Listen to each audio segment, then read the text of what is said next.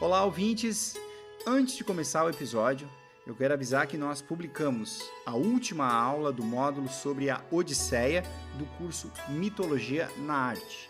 Então, quem nos apoia na modalidade Deus, de R$ 40 por mês, tem um curso completo sobre o clássico de Homero, narrado pelo professor Moreno, que mostra, ao longo da história, os principais quadros e obras de grandes artistas que retrataram um livro. Quem nos apoia na modalidade Deus tem acesso ao curso Mitologia na Arte, que conta com outros 3 módulos. Tem um sobre toda a saga de Troia, que inclui também a Ilíada. Tem um módulo sobre os heróis, que nós já narramos aqui nos episódios, mas lá você tem mais detalhes e, é claro, as obras de grandes artistas, como eu falei.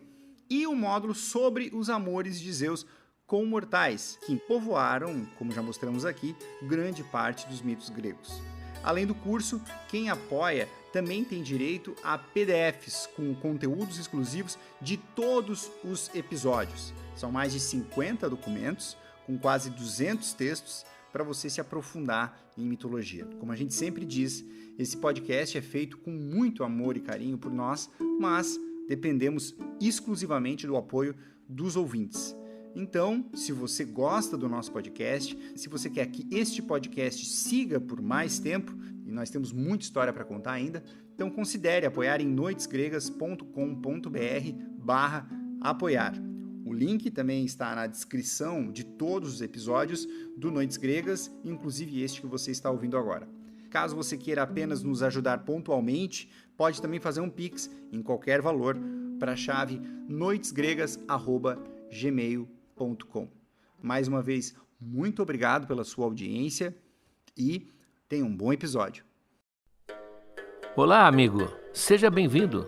Eu sou o professor Moreno e você está ouvindo mais uma vez um episódio de Noites Gregas, o nosso podcast dedicado aos mitos e às narrativas que herdamos do mundo antigo. Lembro que no site noitesgregas.com.br, para cada episódio, você vai encontrar material extra, textos, vídeos, áudios de acesso exclusivo para os apoiadores. Este seu apoio é fundamental para manter esse projeto no ar.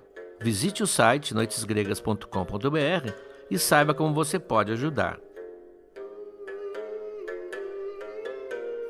Você tem alguma dúvida? Tem alguma pergunta sobre o conteúdo que ouviu? Se você se tornar um dos nossos apoiadores, receberá o valioso número do WhatsApp para se comunicar com o nosso oráculo. Nesse episódio, vamos explicar por que Eros não foi incluído entre os filhos de Afrodite. Ele é especial e você vai saber por quê.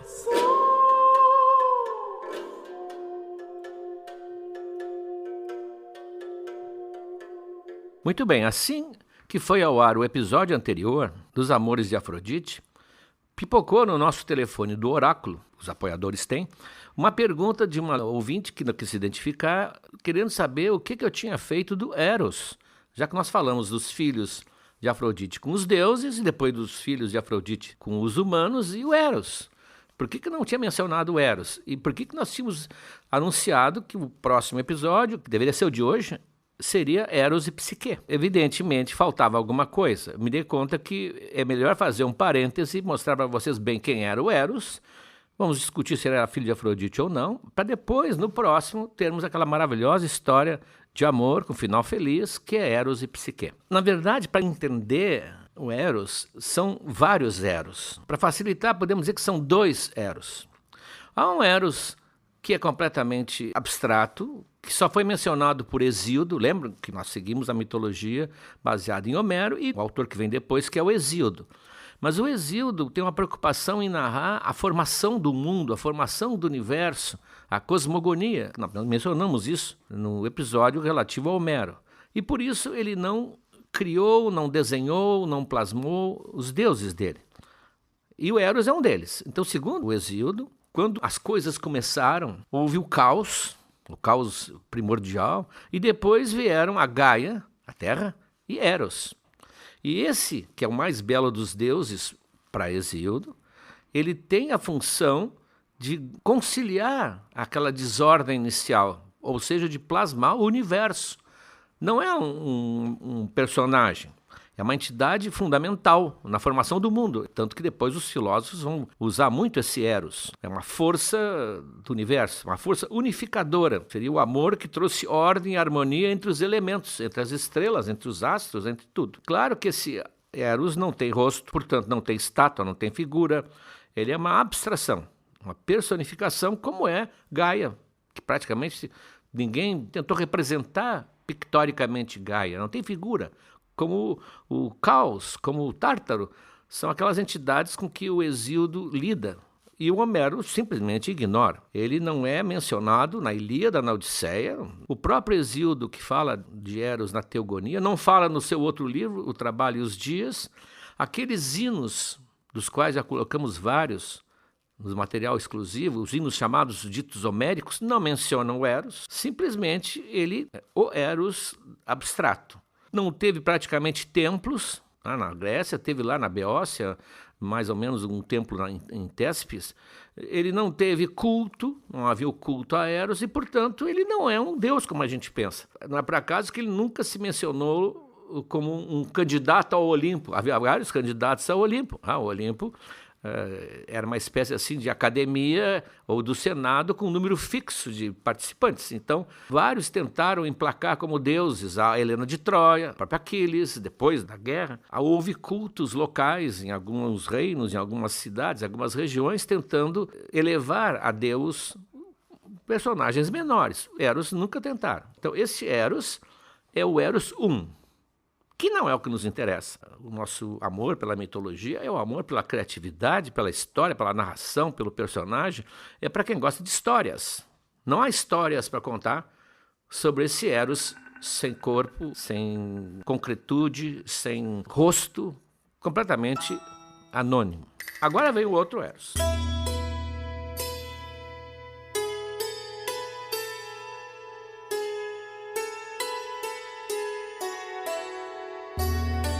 Claro que esse Deus do amor, essa ideia de um amor cósmico, também vai explicar o amor entre as pessoas, o amor entre os animais, as coisas todas vivas, e isso vai florescer muito do século VII ao século V em diante, quando tem os poetas líricos. Os poetas líricos, claro que a lírica fala muitas vezes da tristeza, da morte, mas a base, o motor da lírica é o amor. Seja a dor de amor, seja o fascínio, seja a saudade. O poeta lírico é naturalmente um amoroso, não quer dizer que seja um apaixonado, mas se ele não fingir que está apaixonado, é difícil de fazer poesia lírica. E surgem maravilhosos poetas gregos, chamados líricos. Alguns chegaram a formar uma seleção, os 9 grandes líricos, os 10, tipo lista assim do YouTube. E nomes que você deve ter ouvido, e se não ouviu, vai ouvir: o Estesícoro, o Simônides, a Safo, a grande Safo, o Íbico, Alceu, Anacreonte, e todos esses nomes que, como eu disse naquele episódio sobre os nomes, talvez assuste um pouquinho, mas pouco a pouco você vai ouvir diversas vezes. Então esses começam a explorar esse personagem, porque esse Deus do amor vai se tornar mais concreto. Eles vão dar uma imagem a ele. O que fez Homero, aliás, com a Ilíada, dando uma imagem, fornecendo para nós uma imagem fantástica, cheia de vida, dos deuses do Olimpo. Se não fosse o Homero, os deuses do Olimpo seriam mencionados apenas, não teria esse caráter, como nós analisamos já no episódio, de personagens redondos, round, lembra? Não são flat. Eles têm vida, eles têm personalidade. Então, esses poetas, por toda a Grécia, inclusive do outro lado do Mediterrâneo, o lado do seu seria hoje o lado turco, eles falam, começam a se fixar nesse deus, e a imagem que eles criam vai ser a imagem que vai se imortalizar. É um jovem belíssimo, um jovem efebo, que é descrito mais ou menos como esses poetas descreviam, porque vários deles tinham amores jovens, homoafetivos, como eles descreviam os seus erômenos. Já mencionamos aqui, mas não custa lembrar, que havia uma relação na elite, evidentemente só na elite, uma relação consentida entre um homem maduro, Erastés, e um jovem efebo, o Erómenos. Essa relação consentida, que alguns chamavam de pederastia, porque paidós é menino, mas hoje tem um nome, isso tem uma conotação desagradável. Essa relação era uma relação sentimental e pedagógica, ou seja, A família permitia que um homem conhecido, de bons costumes, um homem maduro, dos seus 30, 35 anos, tivesse, vamos colocar assim, quase um flerte com o jovem e lhe servisse de mentor, de tutor, de formador na idade em que ele estava aprendendo a ser cidadão. Como havia uma relação, havia amor nisso aí, até o Steiner diz, para escandalizar muita gente, que o professor realmente funciona com o aluno quando há uma relação amorosa, no sentido certo, evidentemente. Como havia uma relação de amor, o Herômenos, o jovem, ele ia adquirindo os princípios, o caráter que lhe transmitia o Erastés. Evidente que quem quiser pensar que isso aqui era uma pederastia oficial está enganado, tanto que havia todo um rito, havia toda uma série de coisas a observar. Já falei nisso antes. Então, esse Herômenos, que esses poetas descreviam, é igualzinho ao Eros que eles imaginaram. Ou seja, o Eros era, na verdade, igual a um Herômenos. Um até diz, ele ao lado de um Herômenos, de um jovem, de um Efebo, não tem diferença alguma, exceto as asas. Se não for pelas asas, ele não teria diferença. Num episódio que nós vamos mencionar hoje, nós vamos ver vários episódios em que esse Eros intervém, a Afrodite o encontra, Afrodite vai procurá-lo, e o encontra no Olimpo, jogando dados, ou jogando ossinhos. É um jogo da época, os jovens jogavam com mais ou menos como 5 Marias, esses jogos artesanais, né, que se usavam, jogando com o Ganimedes. Ele e o Ganimedes são parecidos, ele e o Ganimedes têm a mesma idade, e o Ganimedes, vocês sabem, é o Herômenos de Zeus. Zeus o levou para o Olimpo para servir à mesa, como aliás os jovens também serviam nos simpósios. Simpósio é banquete, né, como no Platão. Os jovens serviam vinho também nos simpósios, então ele é amigo do Ganimedes. Os dois são iguais, são muito parecidos.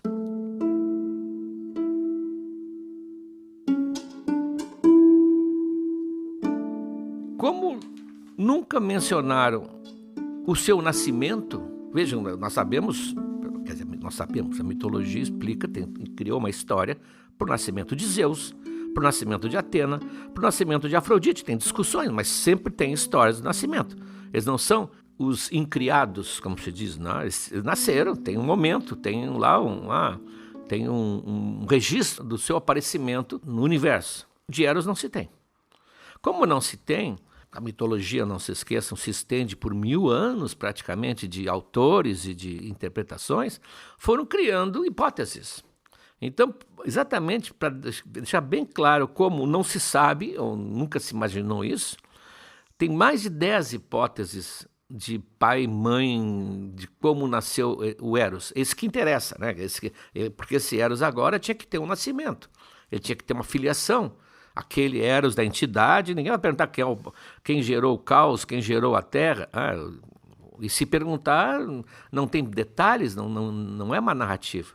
Então, para vocês avaliarem o leque, por exemplo, uns dizem que ele veio com Afrodite quando Afrodite chegou. Teria sido filho dela com Uranus, aquele que foi castrado e de cujo sêmen no mar Afrodite teria nascido, naquela teoria, que é a do Hesíodo. Lembra que a do Homero, ela é filha de Zeus e está acabado. Outros dizem que o Eros seria filho de Hermes com Afrodite. Foram experimentando aqueles relacionamentos que nós vimos que Afrodite teve. Outros, que não é de Afrodite, é de Zéfiro com Íris. Zéfiro é aquele vento, um dos ventos mais famosos. Os ventos na Grécia tinham um nome, o Bóreas, o Zéfiro, e várias vezes entraram em histórias. O Zéfiro, que eu sempre chamo o vento mimoso, né, a brisa, com a Íris. A Íris é aquela mensageira dos deuses. Então, 2 mensageiros, o Hermes e a Íris. E a Íris é mais usada por Hera, e o Hermes é mais usado por Zeus, embora eles possam usar os serviços de um de outro. E a Íris é aquela deusa, a deusa menor, mas é a deusa que tem vestes coloridas, e quando ela passa no ar, todos nós enxergamos, porque ela forma um arco colorido no céu, que é o arco-íris. Então, seria o casal que deu a luz a Eros. Outros dizem que seria o próprio Zeus com a sua filha. E aí o Eros seria, portanto, o seu neto e seu filho, e Zeus seria o seu pai e seu avô. Veja, aquelas confusões, um autor aqui, um autor lá, uma enciclopédia aqui, daquela época, faziam observações. E a versão que mais ficou é a de Ares e Afrodite, já que Ares e Afrodite tiveram uma relação muito mais estável, embora fosse adulterina, como nós já vimos. Todas essas teorias terminam caindo por terra quando a gente começa a aplicar a lógica da narrativa. Então, se fulano é a mãe, é o pai, então se o Zeus é o pai de Eros, Eros é o irmão de Atena, é o irmão de Apolo, aquela confusão toda, e as hipóteses ficam fracas. Por isso que nenhuma delas prevaleceu. Essa do Ares e da Afrodite, ela foi defendida por Cícero, que é o grande escritor romano, e talvez pela grande influência de Cícero seja uma das versões mais aceitas, mais cômodas, já que eles viviam realmente tendo relações. Hoje nós vamos já ver um episódio em que essa história cai por terra, porque teria sido o Eros quem aproximou Ares de Afrodite.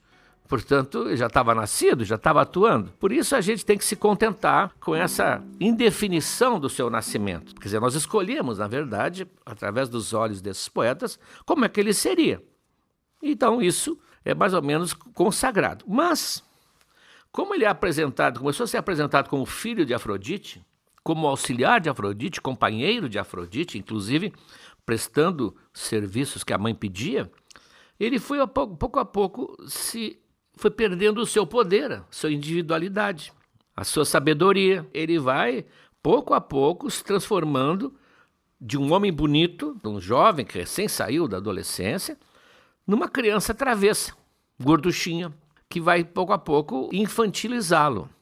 Claro que ele continua com as propriedades que ele tem, as características que ele tem. Ele é que, em vez de ser agora o que reúne os elementos discordantes do universo, não, ele está agora preocupado com a espécie humana e com os deuses. Ele é o deus do amor sensual, que tem poder, inclusive sobre o Olimpo, o Zeus se queixa várias vezes, bem como os homens e todas as criaturas vivas.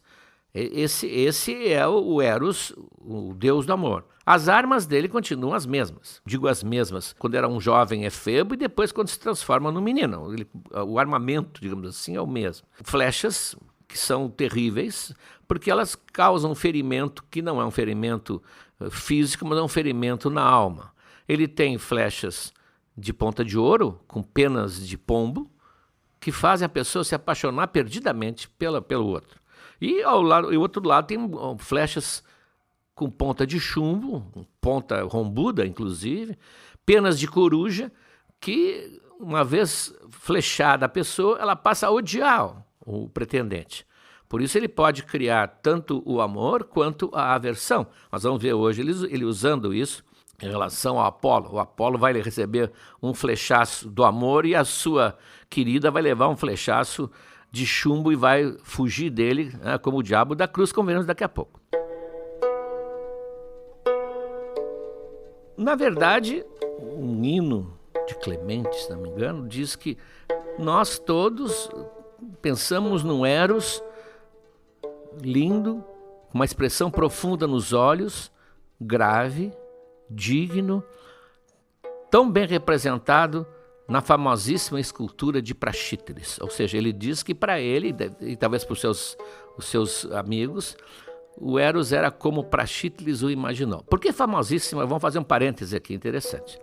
Por que famosíssima escultura de Praxíteles? Praxíteles é um dos grandes nomes, junto com Fídias, por exemplo, da escultura grega. Muita coisa não chegou até nós, mas, felizmente, nesse ponto, os romanos perceberam que eles não tinham o talento dos gregos e copiaram. Há várias cópias feitas com aquela precisão que eles faziam. Há várias cópias que permitiram que a gente avaliasse hoje a beleza da escultura. E o Praxíteles mantém uma relação muito interessante com a Frinéia. A Frinéia é uma das grandes cortesãs, uma mulher maravilhosa, e que ele teria usado como modelo para sua Afrodite de Cnidos. Lembra? A primeira vez que alguém faz uma estátua nua de uma deusa e que foi um sucesso imenso. Ele teria usado a Frinéia como modelo. E ele vivia aos trancos e barrancos com a Frinéia, que era uma mulher caríssima. Tão cara que quando Alexandre Magno destrói as muralhas da cidade dela, que é Téspes, ela se propõe a reerguer a muralha com seu dinheiro, desde que deixassem escrever. Alexandre destruiu, Frinéia devolveu. Claro que não aceitaram. Pois a Frinéia, ele tinha com ela uma promessa, que ele ia dar a melhor obra dele para Frinéia. Só que ele, manhosamente, nunca dizia qual era a melhor obra dele. Então ela usa um recurso, isso é narrado por vários desses historiadores que narram as curiosidades, ela usa um recurso extremo. Ela manda um escravo procurar o Praxíteles, que está lá numa taverna, não sei o que ele está fazendo, dizer que o ateliê dele pegou fogo e que estava tudo sendo destruído. Então ele sai correndo, desesperado, e diz: desde que não tenha destruído o meu sátiro e o meu Eros. E a Frinéia, então, estava esperando na porta, diz: agora eu sei qual é a melhor estátua, eu quero o Eros. E ela pegou o Eros, entregou na cidade dela, Téspes, que tornou a cidade famosa. Que um lá vê exatamente, a figura está no material exclusivo, ele está com um olhar meio triste, né? O Eros triste, como chama.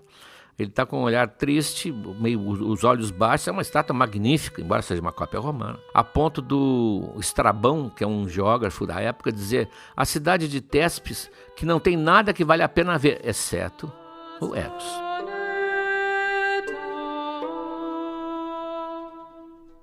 À medida que passam séculos, depois da morte de Alexandre Magno, o Eros está transformando-se cada vez mais num menino.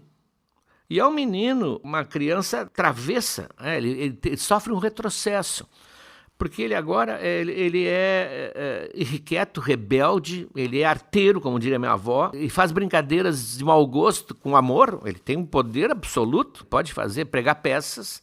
Ele é um enfant gâté, como diziam os franceses, né? Uma criancinha estragada. E essa imagem pegou muito bem porque está muito associada à concepção que as pessoas têm do amor. É inesperado, é incontrolável, é voluntarioso, é desprovido de razão. Então essa ideia do menininho travesso, irresponsável, muitas vezes com uma venda nos olhos, ele é representado com uma venda nos olhos, para dizer que o amor é cego. Mais ou menos como tentam dizer hoje que a justiça é cega, né? Nós sabemos que não. Mas com a venda nos olhos, é a figura que melhor passa a encarnar o amor. E em Roma, nós sempre usamos aqui a data de 100 a.C. É uma data aproximada, mas 100 a.C. aproximado, Roma assume o Mediterrâneo, Roma assume a Grécia, e embora a Grécia continue, mas dominada, então Roma passa a dar as cartas. E em Roma, como se fez aquela associação dos deuses romanos com os deuses gregos, que nem sempre são iguais, mas são parecidos, ele vira Cupido.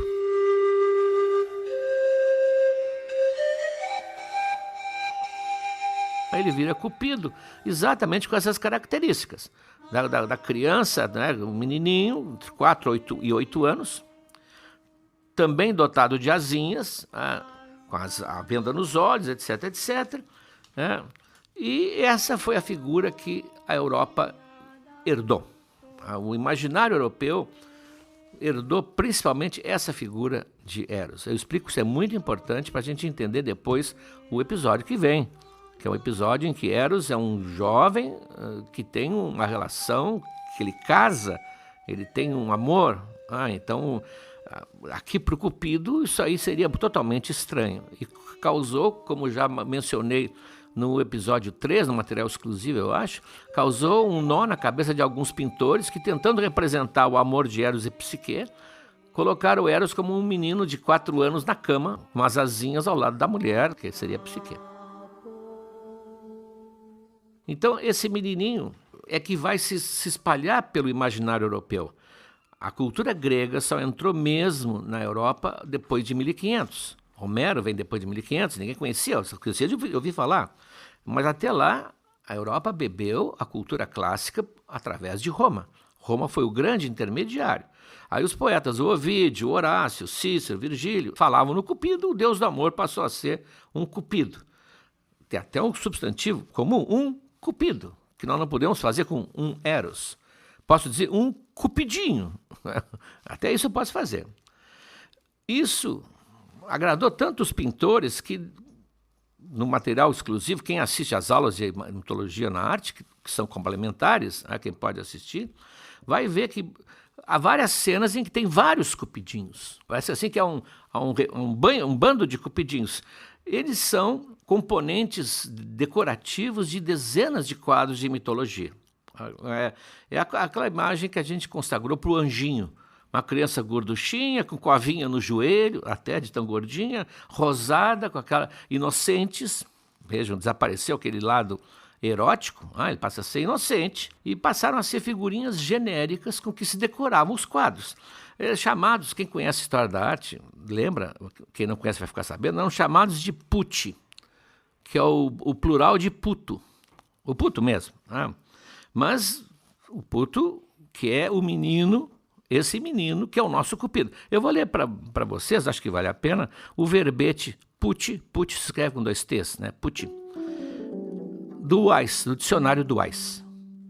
Aqui está o singular, puto, italiano, diz a rubrica. Figura de menino rechonchudo, quase sempre despido, surgida na pintura e na escultura decorativa da Renascença e inspirada em modelos clássicos de Eros ou Cupido. É frequentemente usado no plural, putti, e tem o diminutivo putino. Beleza. Então o Eros virou um desses elementos decorativos, que depois passou a se usar em convite de casamento, passou a se usar em vinhetas de livros, completamente domado, digamos assim, embora, claro, que a história mostre que ele tem grande poder. Então, vou mostrar alguns episódios em que ele interveio. Não existe mito em que ele seja o personagem principal, a não ser o do próximo episódio. Mas houve várias situações em que ele interveio, e vocês vão ver pela intervenção dele, pela relação dele com Afrodite, exatamente o que nós imaginaríamos. Bom, primeiro é o Apolo. O Apolo é o deus do arco, é uma das coisas que ele é, o deus da música, o deus da medicina, o deus da arte, da poesia e do arco. Ele é caracterizado, ele e a irmã dele, Artemis, pelo arco terrível, o arco de prata.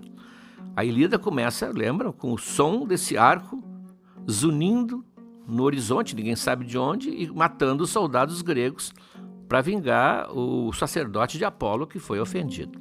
Pois ele passa pelo Cupido, ou pelo Eros, vamos chamar de Eros, né, porque o Cupido eu acho já é muita humilhação para o Eros, desmoralização para o Eros. Ele passa pelo Eros e o Eros está ajustando a cordinha do arco dele. Porque tem um arco e todo arco tem que ajustar a corda, senão está deixando a sua ferramenta de trabalho em boas condições. E ele zomba do arco. O que tu vai fazer com esse teu arquinho? Esse meu aqui matou a Piton, a serpente de Delfos, fez isso, fez aquilo, meus inimigos e tal e tal. Tu com esse arquinho de brinquedo. Aí o Eros diz, olha, de brinquedo, mas pode vencer o teu, Apolo, facilmente. E o Apolo zomba e vai embora. Bom, aí o Eros o que faz? Ele deixa o Apolo se aproximar de uma jovem ninfa, a Dáfne, uma princesa, uma ninfa, e flecha o Apolo com a flecha do ouro. Ele se apaixona instantaneamente, aquele desejo instantâneo do Eros, que aliás Eros é o desejo, basicamente, não é tanto o amor, e flecha a Dáfne com a flecha avosa de chumbo que faz ela fugir. E ela se põe a correr em desabalada carreira e Apolo atrás dela. É uma corrida do amor para um e do terror para outra. É incrível. Quanto mais Apolo fala e declara o seu amor, mais ela acelera, porque ela não pode imaginar ser possuída por aquele sujeito que ela acha odioso. E Apolo, até uma cena clássica, porque o Apolo corre atrás dela dizendo, eu sou o Deus isso, eu sou aquilo, eu não sou qualquer pessoa, tu não sabe com quem está falando. Aquela conversa que jamais funcionou e jamais funcionará no coração de uma mulher. E ela termina tão desesperada, vendo que vai ser alcançada, pedindo, implorando que algum Deus a proteja e a salve. E ela então é transformada metamorfoseada. Isso figura no livro As Metamorfoses do Ovídio, um dos grandes mitos, né? Ela é metamorfoseada numa árvore.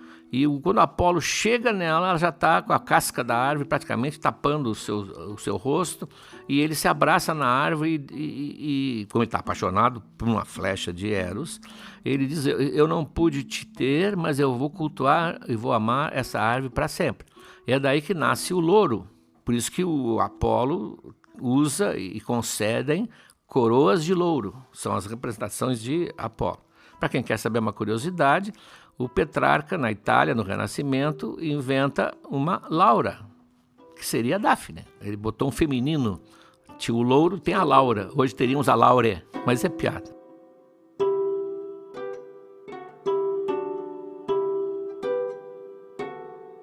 Outro caso. Veja, ele é sempre um participante, ele é a mola de uma história. Mas ele fez o que tinha que fazer e foi embora. Foi lá brincar, porque ele brinca, ele é uma criança. Afrodite é a que zela pelo amor, pelas relações amorosas, e não pode ver alguém que não a respeite, ou seja, que não tenha ele próprio ou ela própria o seu amor. Vários são punidos por causa disso. Há uma velha confusão entre ela e os adeptos da deusa, aquela Artemis, que são todas virgens. Ela vive de olho porque ela acha que aquilo é um desrespeito a ela. Pois bem, dos irmãos do Olimpo, Zeus, Poseidon e Hades, quem nunca teve mulher foi o Hades.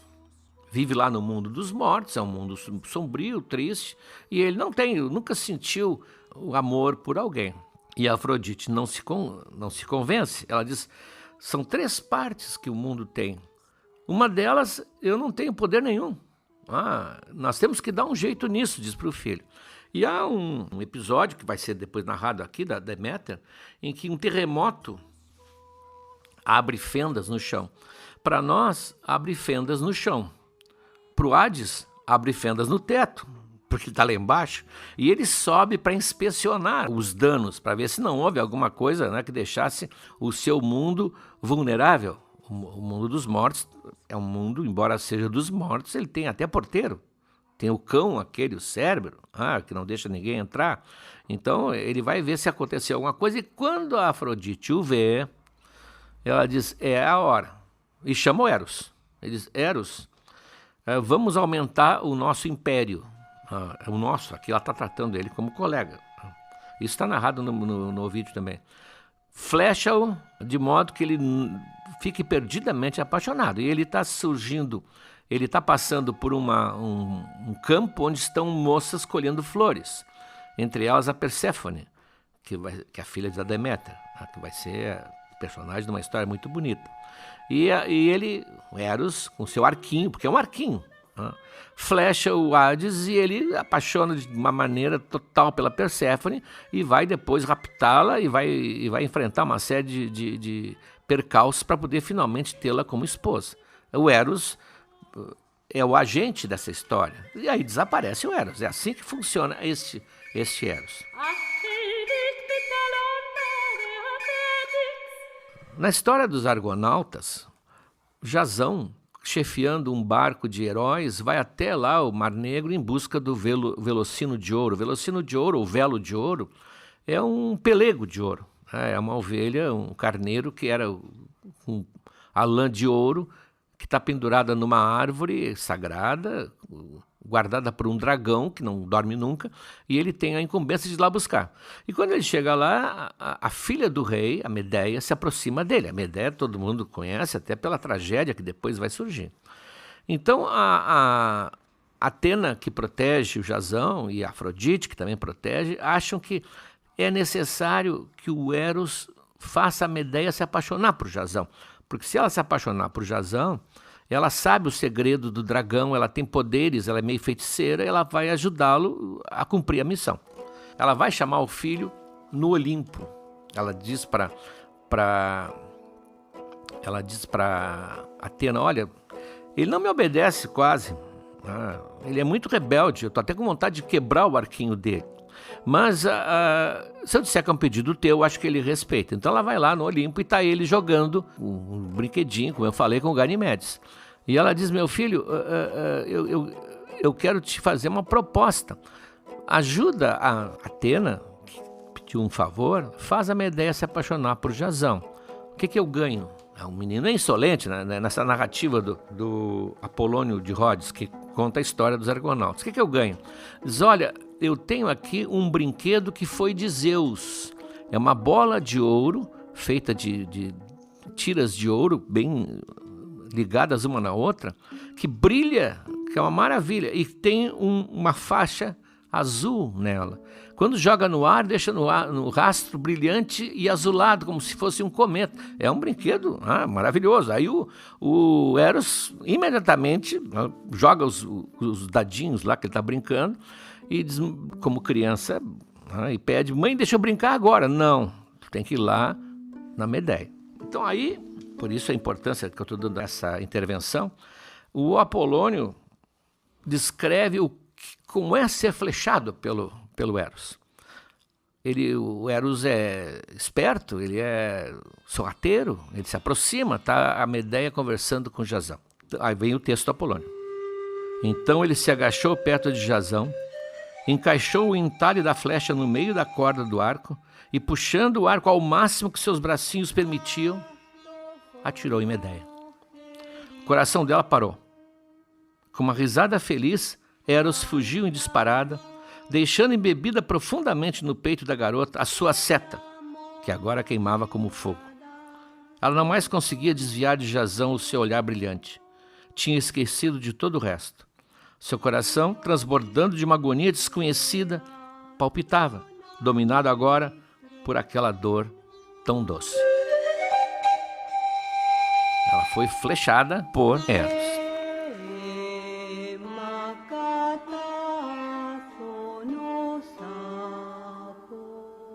E por último, Ares e Afrodite. Uns fragmentos de Anacreonte que contam isso. A Afrodite estava casada com Hefesto, como nós vimos, e o Hefesto estava fazendo lá as pontas de seta do Eros, na sua forja, lá em Lêmenos. E enquanto isso, Afrodite mergulhava as pontas no mel e Eros mergulhava no fel. A imagem do poeta é que é doce o amor, mas também é amargo, né? O fel é amargo. Então estavam os dois, mãe e filho, aqui mãe e filho, unidos pela rima, o mel com o fel, estão lá trabalhando quando chega o Ares.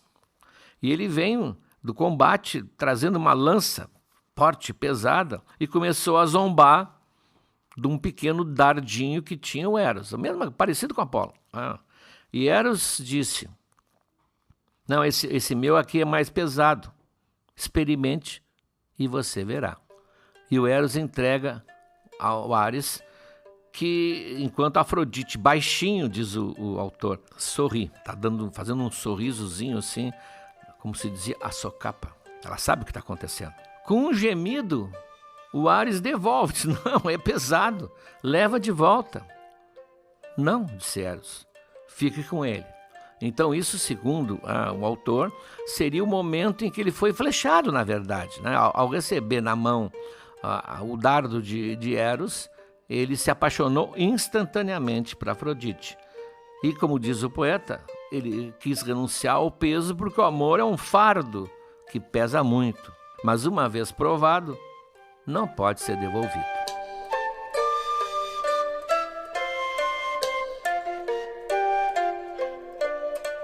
Bom, com tudo isso, ficará muito mais simples de entender a originalidade da história de Eros e Psique, que nós veremos no próximo episódio, quando um autor romano resolveu dar a ele a única coisa que nunca a mitologia deu, um amor. Ele vai ser ferido por sua própria seta, literalmente, e vai experimentar o seu próprio veneno. Mas isso é a história que virá.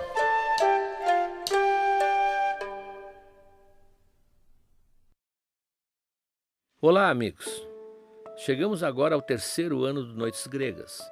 Já contamos muitas histórias, mas tem muito mais pela frente. Tem toda a Ilíada, a Odisseia, as Metamorfoses de Ovídio e muitas outras coisas. Mas para que a gente consiga seguir em 2023, para produzir esse podcast que nos dá muito prazer, mas também muito trabalho, nós precisamos do apoio de vocês. Acesse noitesgregas.com.br/apoiar. O link está na descrição desse episódio. E veja como você pode ajudar. Um abraço.